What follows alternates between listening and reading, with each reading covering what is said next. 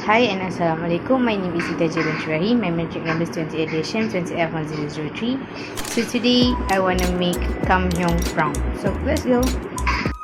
Bahan yang kita perlukan: serbuk kari, serbuk kunyit, udang kering, bawang putih, bawang merah, cili, daun kari, kicap manis, saus tiram, lada sebelah, sos cili dan tepung jagung.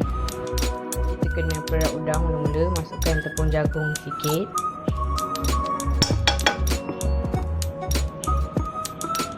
garam,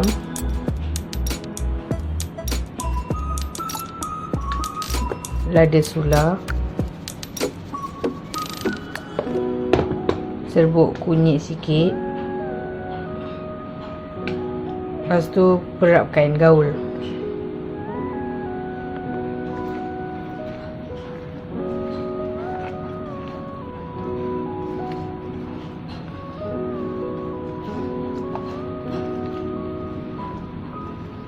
Gaul sampai rata.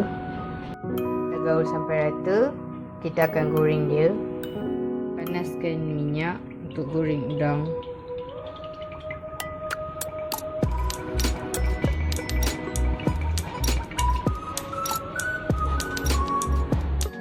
Minyak dah panas, masukkan udang, goreng sampai dia masak.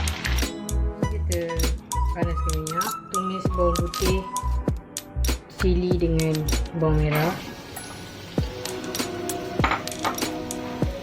Masukkan udang kering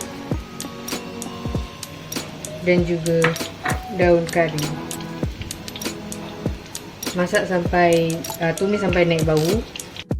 Semua bahan dah naik bau, masukkan sedikit serbuk kari, kacau. Kita masukkan sos tiram,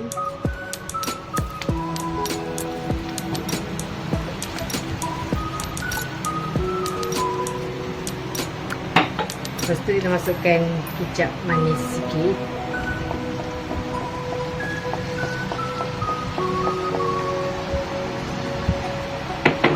and sos cili sikit.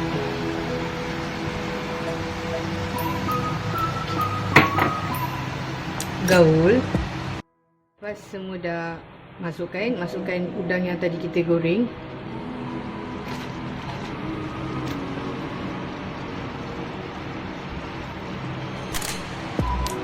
And gaul rata. Lepas tu rasa kalau tak cukup garam tambah, kalau kurang tambah. Masukkan daun bawang,